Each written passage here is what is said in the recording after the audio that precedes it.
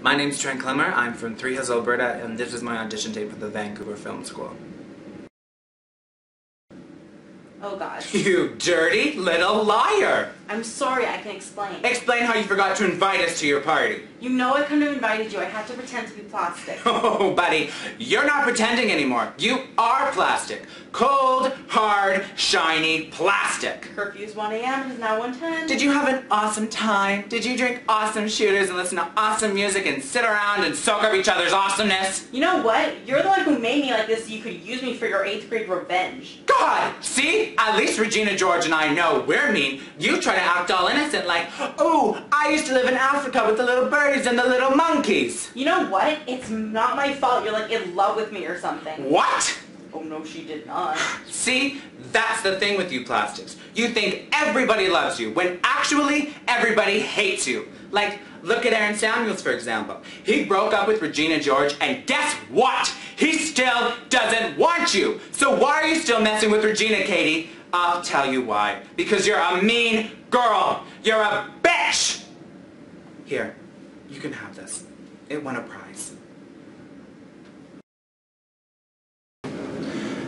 The clock stopped at 1:17 one morning. There was a long sheer of bright light, then a series of low percussions. Within a year, there were fire along the ridges and deranged chanting.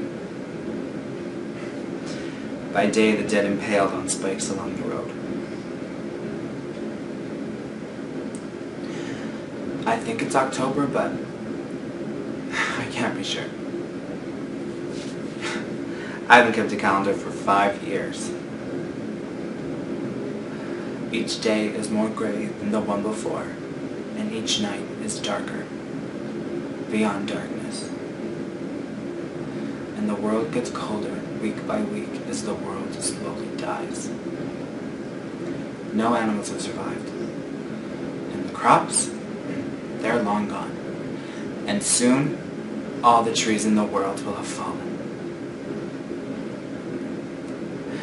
The roads are peopled by refugees towing carts and road gangs looking for fuel and food. There has been cannibalism. Cannibalism is the great fear. Mostly I worry about food. Always food. Food in our shoes. Sometimes I tell the boys stories about justice and courage, difficult as they are to remember. But all I know is that that child is my warrant, and if he is not the word of God, then God never spoke. I chose the monologue from The Road because it was a little bit more raw and dramatic. It's something that I really enjoy playing, but don't get to play a lot. The character's more somber and not so happy and upbeat, and that's challenging for me to play, but also really fun because I get to push myself. And I chose the scene from Mean Girls because it's one of my favorite scenes. It's a little bit more aggressive and full of a little bit more humor, which I always like to play. Not sure what that says about me as a person, but it's something that I've always been able to do and do well. I've wanted to act my entire life. I know that's kind of a cliche answer and a lot of actors give that, but honestly it is the truth. I can remember being really young and performing for my friends and family and getting this crazy satisfaction because I was making them smile and laugh and I was entertaining them. My late uncle, he would record me and sometimes he'd put it on the TV after it was recorded and I would get this overwhelming feeling of excitement because I was watching myself on the TV and I thought that was so cool. But I swear I'm not that conceited.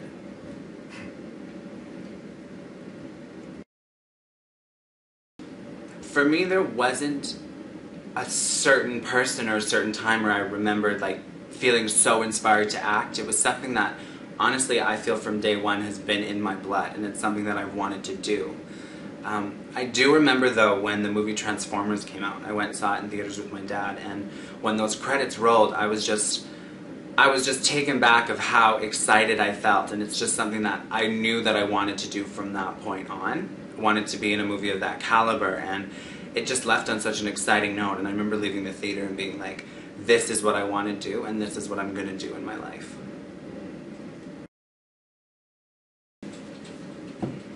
For me, I feel like one of my main strengths is definitely timing in a scene. Between that and my pauses, I feel like I've always been able to do really, really well. And I definitely think that that's key. Another one of my strengths would definitely be my versatility. I feel like I can be really, really funny in a comedy, but I feel like I can also be, you know, really dramatic in a scene. And I think that will obviously take you very far as an actor. For my weaknesses, you know, I definitely feel like I do tend to get nervous in front of other actors. I never let it affect my scene itself, but it's something that's always there.